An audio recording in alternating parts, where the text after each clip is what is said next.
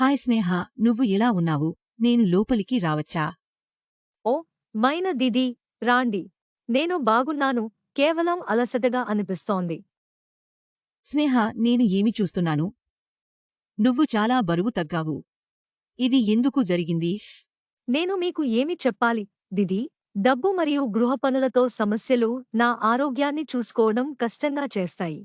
నా అత్తగారు ఆమెను చూసుకోవడానికి చాలా వయసు ఎక్కువైంది. మరియు నా భర్త పని చేయడానికి వెళ్తాడు. నేను అన్ని పనులు చేస్తాను. నేను నీ సమస్యను అర్థం చేసుకోగలను, స్నేహ. కానీ గర్భధారణ సమయంలో నీ ఆరోగ్యాన్ని చూసుకోవడం చాలా ముఖ్యమైనది. లేకపోతే పోషకాహార లోపం మీ పిల్లలపై లోతైన ప్రభావం చూపవచ్చు. దీదీ, పోషకాహార లోపం అంటే ఏమిటి? పోషణ లోపం శరీరంలో బలహీనతను కలిగిస్తుంది. మరియు ఇది ఆరోగ్యంపై చెడు ప్రభావం చూపిస్తుంది. పోషణ లోపానికి కొన్ని లక్షణాలు ఉన్నాయి. 1 ఆకలి లేకపోవడం. 2 నిరంతరం అలసటగా అనిపించడం. 3 శరీరంలో బలహీనత. 4 నిరంతరం అనారోగ్యంగా ఉండడం. 5 నిరంతరం చల్లగా అనిపించడం. 6 మూడ్ స్వింగ్స్. ఒక విషయం గుర్తుంచుకో. మీరు గర్భధారణ సమయంలో తినే పోషకాలు మీ పిల్లవాడికి చేరతాయి. మీ ఆరోగ్యాన్ని జాగ్రత్తగా చూసుకోకపోతే మీరు రక్తహీనతకు గురవుతారు. ఇది మీ పిల్లలపై కూడా ప్రభావం చూపుతుంది. అందుకే నీ ఆహారం ఆరోగ్యకరంగా ఉండాలి. దీదీ, నేను ఇప్పుడు ఆందోళనగా ఉన్నాను. నేను ఏమి చేయాలి? మీరు ప్రతిరోజు పోషకాహారాన్ని తీసుకోవాలి. ఇది ఇనుమును కలిగి ఉంది. ఇది మటం, ఆకుకూరలు మరియు ఆపిల్స్ నుండి పొందవచ్చు. విటమిన్ సి ఇది నారింజలు, నిమ్మకాయలు మరియు సీజనల్ పండ్ల నుండి పొందవచ్చు.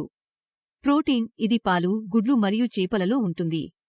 మరియు కార్బోహైడ్రేట్లు ఇవి బియ్యం, రొట్టె మరియు బంగాళాదుంపలలో ఉంటాయి. ఈ పోషకాలు అన్నీ ఉండాలి. మీరు వేయించిన ఆహారం, చిప్స్ మరియు చల్లని పానీయాలను నివారించాలి. డాక్టర్లు మీకు రోజంతా ఇంత ఆహారం తినాలో చెబుతారు. బహుశా వారు మీకు కొన్ని మాత్రలు తీసుకోవాలని అడగవచ్చు. మీ శరీరానికి అవసరమైన పోషకాలు అందేలా. కానీ దీదీ, ఇంట్లో డబ్బు లేకపోవడం వల్ల ఈ ఆహారం ఎక్కడి నుండి తెచ్చుకోవాలి? మరియు అది కూడా ప్రతిరోజు. నేను స్నేహాను అర్థం చేసుకోగలను. మీరు దీనిపై డాక్టర్తో మాట్లాడవచ్చు.